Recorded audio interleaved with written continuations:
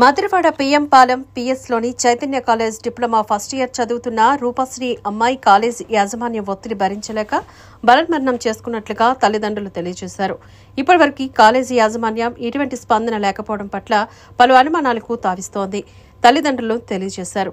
College సిబ్బంది పెట్టిన ఇబ్బంది భరించలేకే ఆత్మహత్య చేసుకున్న Sri Chaitanya engineering college diploma first year చదువుతున్న రూపశ్రీ ఈ ఆత్మహత్య రాత్రి 1 గంట నుంచి 2 గంటల ప్రాంతంలో జరిగింది అని తోటి విద్యార్థులు తెలుపుతున్నారు.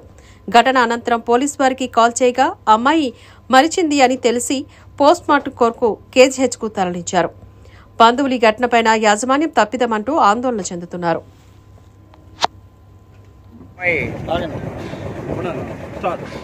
రూపశ్రీని అమ్మాయి కొమ్మద్ది శ్రీ చైతన్య కాలేజీలో చదువుకుంటుంది.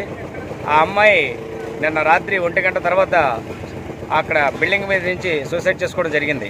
అయితే అమ్మాయి చనిపోయే ముందు వాళ్ళ నాన్నగారికి అయిన రమణ గారికి అలాగే వాళ్ళ బావగారైన హరికృష్ణ గారికి అమ్మాయి కొన్ని మెసేజ్లు పెట్టింది. ఆ మెసేజ్లో ఏంటనంటే ఇక్కడ ర్యాగింగ్ ఎక్కువగా జరుగుతుంది, అమ్మాయి మీద మామూలుగా నగ్నంగా ఫొటోస్ తీయడం సోషల్ మీడియాలో పెడతామని చెప్పేసి ఆ అమ్మాయిని వేధిస్తున్నట్టుగా ఆ మెసేజ్ ద్వారా తెలియపరచడం జరిగింది.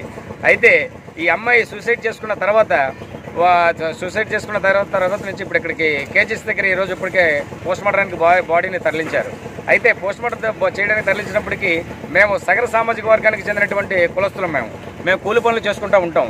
కూలి పనులు చేసుకుని మా పిల్లల్ని కాలేజీలో జాయిన్ చేసి చదివిస్తూ ఉంటే ఈ యాజమాన్యమే వైఫల్యం వల్లే ఇలాంటి పరిస్థితి జరిగితే ఆడపిల్లలకి న్యాయం ఏంటి జరుగుతుంది? ఈ అమ్మాయి చనిపోవడానికి ఏకైక కారణం శ్రీ చైతన్య కాలేజీ యాజమాన్యం మొత్తం. ఎందుకంటే ఆ అమ్మాయి పెట్టిన మెసేజ్లు చూస్తే మీ అందరికీ అర్థమవుతుంది.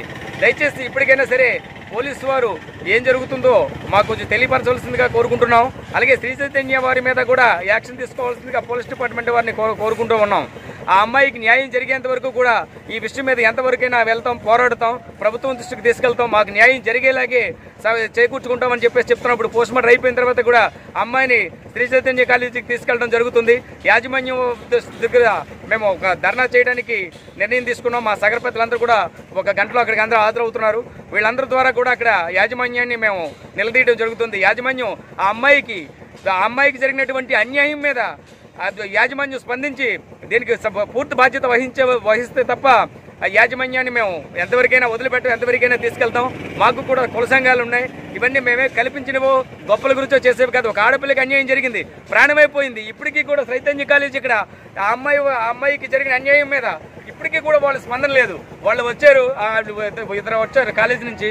వాళ్ళు ఏం చెప్తున్నారంటే అమ్మాయి సరిగా కాలేజీకి రాదు అని చెప్పేసి చెప్తున్నారు. ఆ అమ్మాయి ర్యాంక్ స్టూడెంట్, ర్యాంక్ వస్తేనే శ్రీ చైతన్యలో జాయిన్ అయింది. కావాలంటే ఆ అమ్మాయి యొక్క స్టడీ సర్టిఫికేట్స్ అన్ని కూడా మీరు తీసుకొని చెక్ చేయవలసిందిగా ఈ సభముఖంగా మీ అందరికీ తెలియజేస్తూ ఉన్నాను. ఒక గంటన్నరలో మా సంఘాలన్నీ కూడా ఉమ్మడి 3 జిల్లాల్లో ఉన్నటువంటి సగర సంఘాలన్నీ కూడా ఇక్కడికి కేజీఎస్ దగ్గరికి, అక్కడ చైతన్య కాలేజీ దగ్గరికి హాజరవుతున్నాయి. దీనికి పూర్తి బాధ్యత చైతన్య కాలేజీ వాళ్ళు వహించాలి. మాకు తగిన న్యాయం జరిపించాలి. ఆ బాధ్యత వాళ్ళు వహించకపోతే ఆ కాలేజీ యాజమాన్యం కూడా వాళ్ళ మీద యాక్షన్ తీసుకోవాల్సిందిగా ప్రభుత్వాన్ని కోరుతున్నాం.